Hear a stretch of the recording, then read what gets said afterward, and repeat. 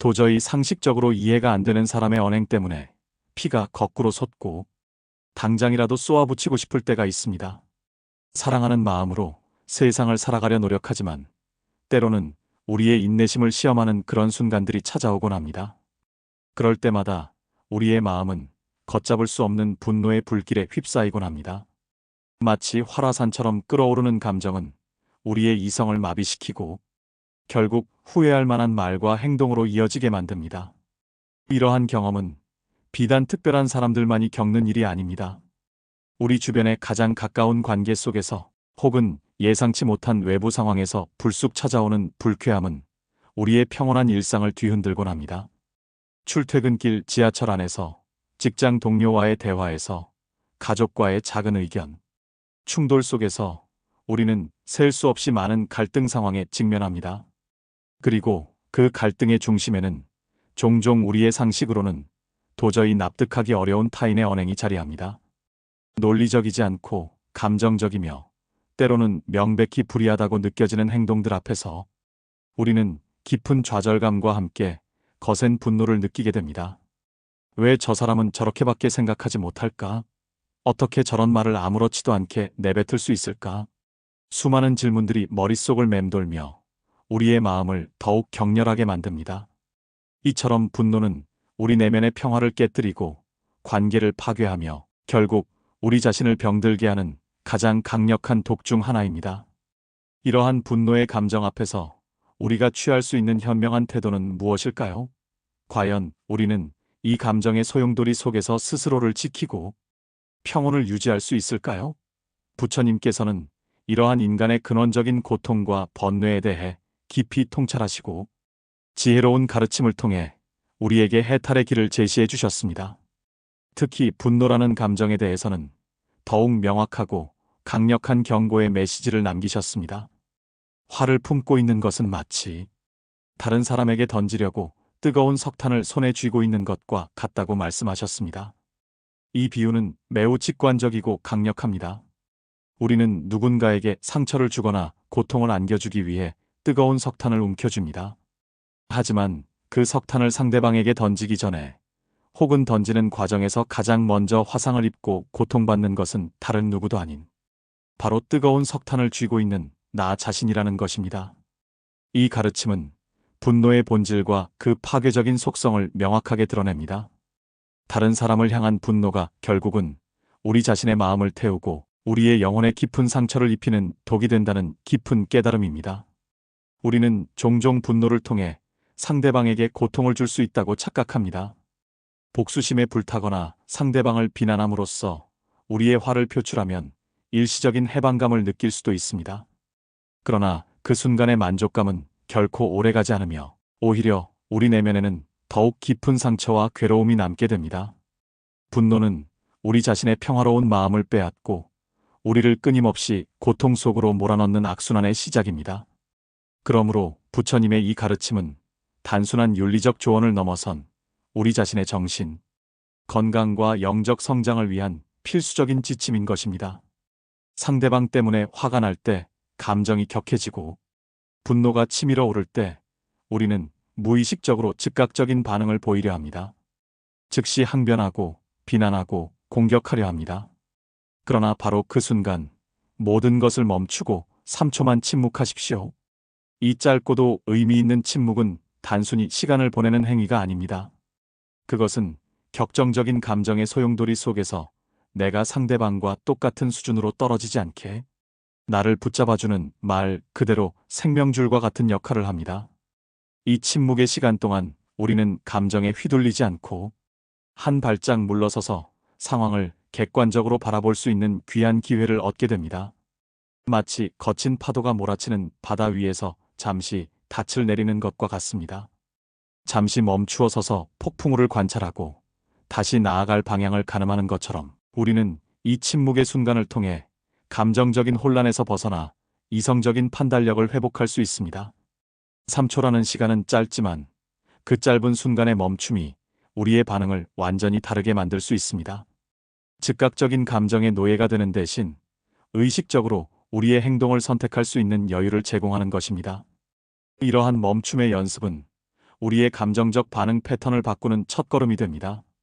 그리고 침묵한 그 짧은 공간에 우리는 분노 대신에 다른 생각을 채워 넣어야 합니다. 그것은 바로 저 사람도 참 불쌍한 사람이구나 하는 깊은 연민의 마음입니다.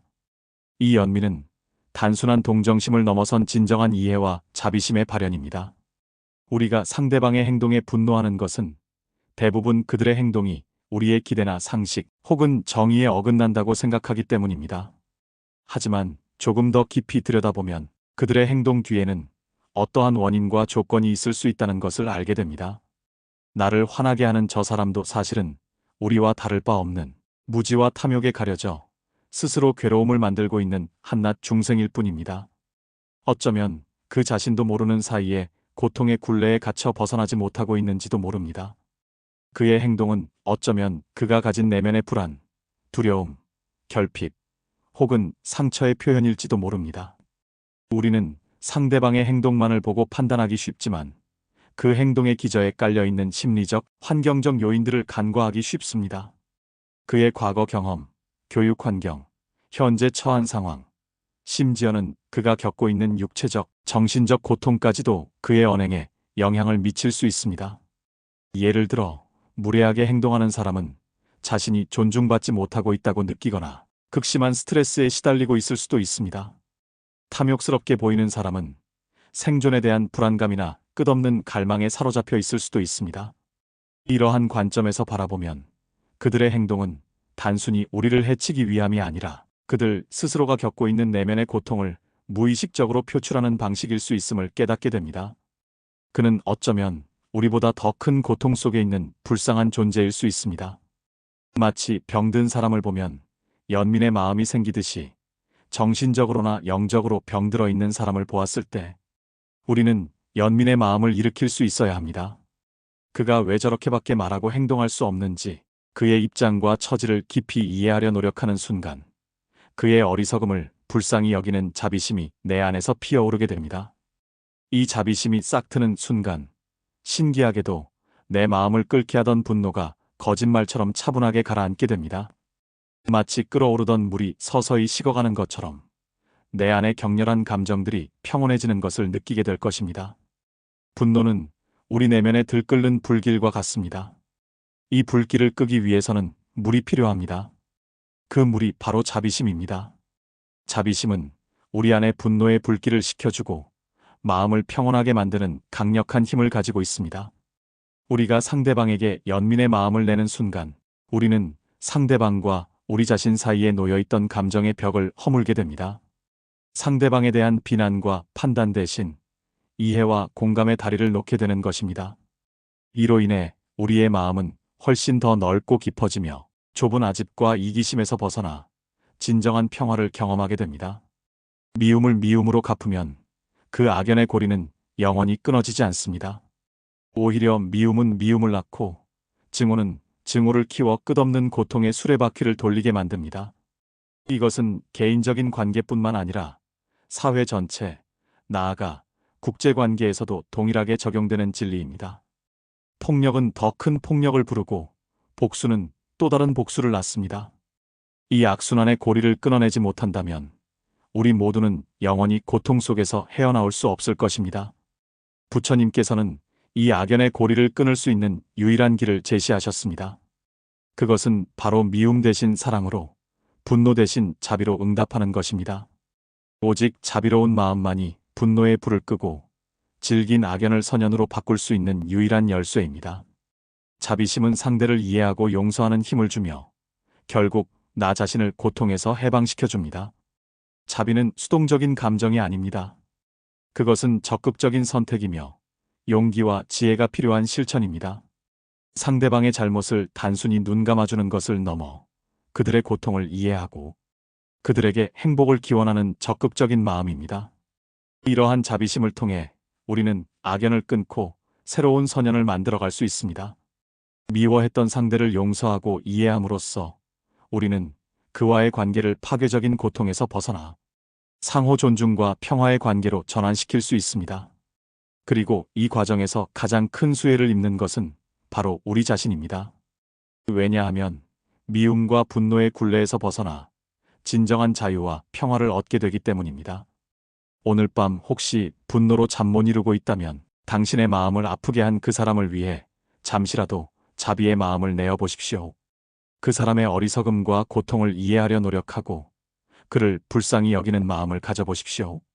그를 위해 진심으로 평화를 빌어주십시오. 이것은 결코 상대방의 잘못을 묵인하거나 정당화하는 행위가 아닙니다. 오히려 그것은 우리 자신의 마음을 정화하고 더 큰 평화와 행복으로 나아가기 위한 가장 강력한 도구입니다.